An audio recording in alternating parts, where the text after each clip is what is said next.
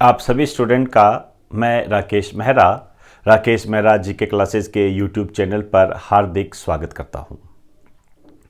आज इस चैनल पर मैं कुछ छोटे महत्वपूर्ण फैक्ट लेकर आपके सामने आया हूं और मेरा ऐसा मानना है वो आपके एग्जाम की दृष्टि से बहुत महत्वपूर्ण साबित हो सकते हैं। देखिए, होता क्या है, कई बातों को हम नज़रअंदाज कर देते हैं। उस नज़रअंदाजी से बचने का एक विकल्प आप हमारे YouTube चैनल को कह सकते हो। कुछ ऐसी बातें जो आपकी नज़रों से हट जाती है, मैं उन पर चर्चा करूंगा। जैसे एक फिजिक्स से संबंधित एक छोटी सी न्यूज़ आपके न्यूज़पेपर में आई है। हो सकता है आपकी नज़रों में भी आ गई हो, लेकिन मैं बात करना चाह रहा हूं अपने अनुभव की, और मेरे अनुभव के आधार पर मैं ये जानता हूं कि ऐसी गलतियां अक्सर स्टूडेंट से हो जाती है। आपने सुना होगा प्रकाश का क्वांटम सिद्धांत, इस पर एक न्यूज़ आई है। सबसे पहले हम एक बात करते हैं, हेडिंग डाल दीजिए, प्रकाश का क्वांटम सिद्धांत,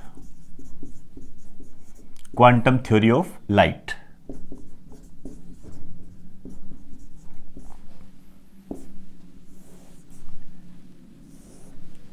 कई बातें हम इसमें पढ़ सकते हैं, जैसे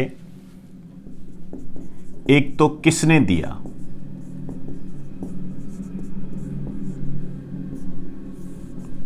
प्रकाश का जो क्वांटम सिद्धांत है वो दिया किसने।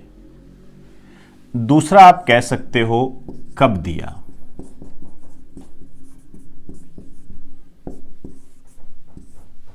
क्लियर। और तीसरी बात आप कह सकते हो होता क्या है।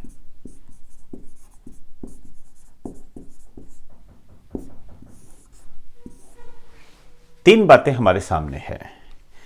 आइए पुराने पेपर देखते हैं तो इस पर क्वेश्चंस बने हुए हैं। तो किसने दिया? ये दिया आइंस्टीन ने। अब आइंस्टीन के बारे में आप जानते ही हो, E=mc², ऊर्जा की समीकरण दी थी उन्होंने। होता क्या है, क्या कहा आइंस्टीन ने? पहले प्रकाश को क्या तरंगों के रूप में देखा जाता था, वेव्स के रूप में। इसने कहा कि प्रकाश ऊर्जा के छोटे छोटे पैकेट के रूप में होता है, बंडल के रूप में होता है, और इन पैकेट्स को फोटोन कहते हैं, जिन्हें आप क्वांटा भी कह सकते हो। यह बात कही इसने। तो एक लाइन लिखिए, इस सिद्धांत के अनुसार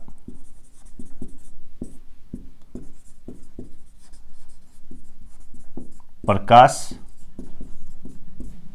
ऊर्जा के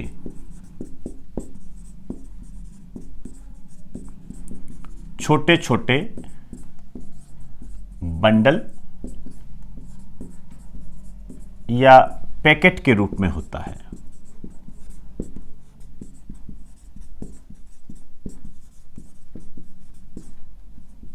जिन्हें फोटोन या क्वांटा कहते हैं। फोटोन या क्वांटा कहते हैं। अब देखिए, हमारे सामने एक शब्द आ गया, फोटोन क्या है।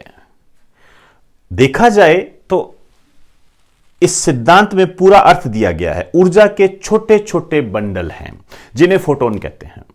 तो इसके हमारे सामने एक क्लू आ गया कि जो फोटोन है ऊर्जा का बंडल है। लेकिन कौन सी ऊर्जा? ऊर्जा तो बहुत प्रकार की होती है। कौन सी ऊर्जा? यह बात महत्वपूर्ण है। देखिए, ये जो फोटोन या क्वांटा होते हैं, आप कह सकते हो विद्युत चुंबकीय ऊर्जा, इलेक्ट्रोमैग्नेटिक एनर्जी के पैकेट होते हैं ये। आप इसको पूरा विस्तार दो तो ये भी कह सकते हो कि इस सिद्धांत के अनुसार जो प्रकाश है विद्युत चुंबकीय ऊर्जा के छोटे छोटे पैकेट के रूप में होता है, जिसे हम फोटोन कहते हैं। लेकिन मेरे को यहां पर तोड़कर बताना जरूरी लगा। क्यों? आपसे यह पूछा जा सकता है कि प्रकाश का क्वांटम सिद्धांत क्या होता है, और जो मैं मेन बात करने जा रहा हूं वो ये है, फोटोन क्या होते हैं, ये महत्वपूर्ण है। तो फोटोन क्या होते हैं? विद्युत चुंबकीय ऊर्जा के पैकेट होते हैं, छोटे छोटे पैकेट होते हैं, बंडल के रूप में पाए जाते हैं। आइए अब देखिए कब दिया। ये दिया 14 नवंबर 1908 को। ये डेट आपको याद रखनी पड़ेगी, क्योंकि अभी जो चर्चा में आ रहा है वो ये है कि 14 नवंबर 2020 को 112 वर्ष पूर्ण। अब देखिए होता क्या है, मैं भी आपको कई बार बताता हूं और आपने सुना भी होगा कि 25 वर्ष पूरे हो गए, 50 वर्ष पूरे हो गए, 75, 100, 125, 150 पूरे हो गए, वही चीजें इंपॉर्टेंट होती है। लेकिन यहां हमारे सामने एक अलग ही नया ही आंकड़ा है, 112 वर्ष, लेकिन चर्चा में आ गया। इस कारण से एग्जामिनर इस टाइप के क्वेश्चंस की जो स्मृति है अपने दिमाग में रखता है, और हो सकता है ये ना पूछे, और मैं ये कहूं तो इसके पूछने के चांस भी कम है। आपसे डायरेक्ट पूछ सकता है कि प्रकाश का क्वांटम सिद्धांत कब दिया गया। अब ये तो आपके लिए महाभारत हो जाएगी कि यार ऐसा कैसे पूछ लिया, सन पूछ लिया इसने। लगभग ये तो सभी जानते हैं कि आइंस्टीन ने दिया था, लेकिन कब दिया गया ये महत्वपूर्ण बात हो जाती है। और वर्तमान में जो एग्जाम में क्वेश्चंस आ रहे हैं कंपटीशन क्लासेस में, वो इसी टाइप के आ रहे हैं। इसकी झलक आपने कांस्टेबल के एग्जाम में देख भी ली होगी। तो मेरे हिसाब से जो आपको जिस तरीके से मैं बता रहा हूं, अपनी धारणा उसी तरीके से विकसित कीजिए, क्योंकि हमें एग्जाम क्लियर करना है। क्लियर? और एग्जाम क्लियर हम तभी कर सकते हैं जब हम एग्जामिनर की सोच तक पहुंचने की क्षमता रखते हैं। समझ में आई मेरी बात सारी? तो एक बार आप इसे राइट डाउन कर दीजिए।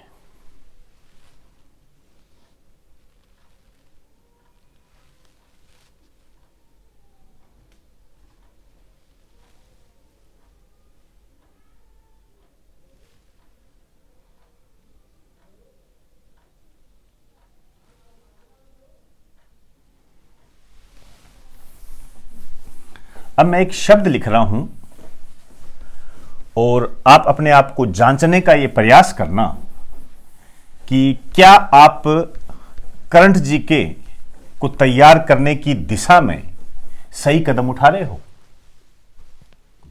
अपने आप सोचने का प्रयास करना। मैं एक शब्द लिख रहा हूं,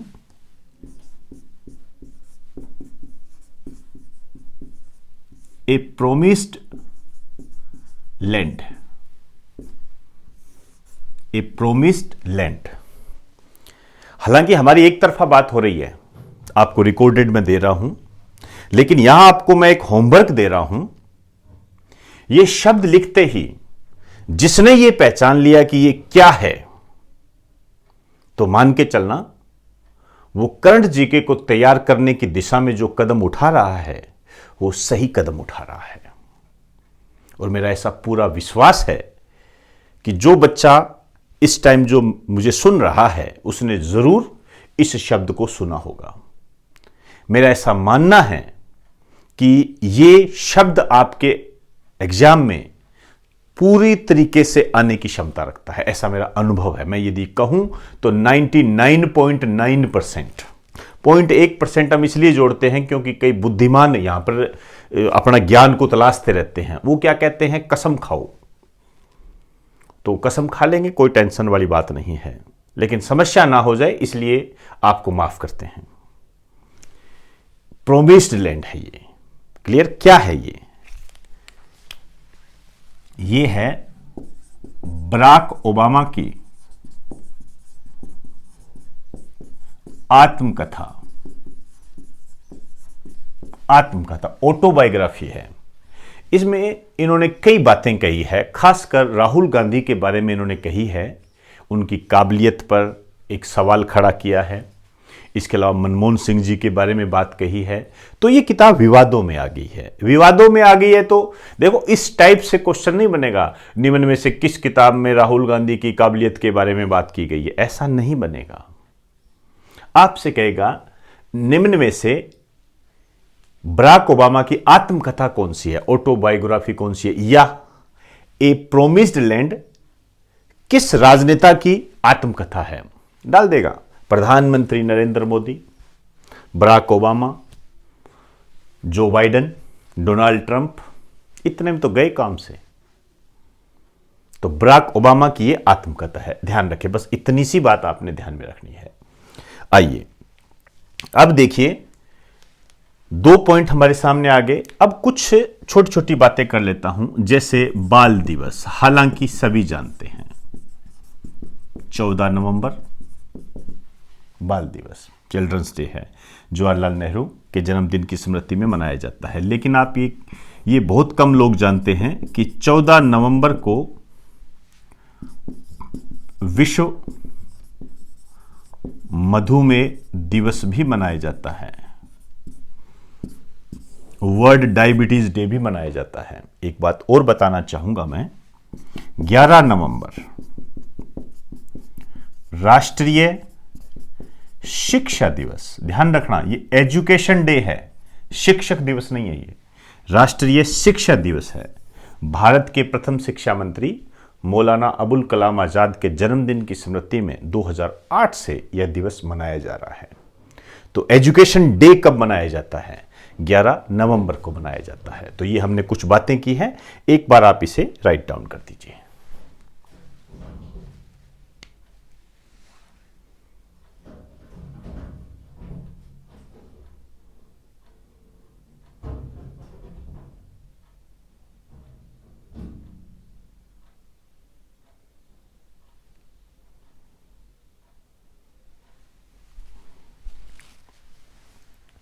तो दोस्तों, आज हमने कुछ छोटे छोटे तथ्यों को किया, फैक्ट को किया, और मुझे ऐसा लगा दिवाली के इस त्यौहार में आप इनको मिस कर गए होंगे। तो मिस ना करें।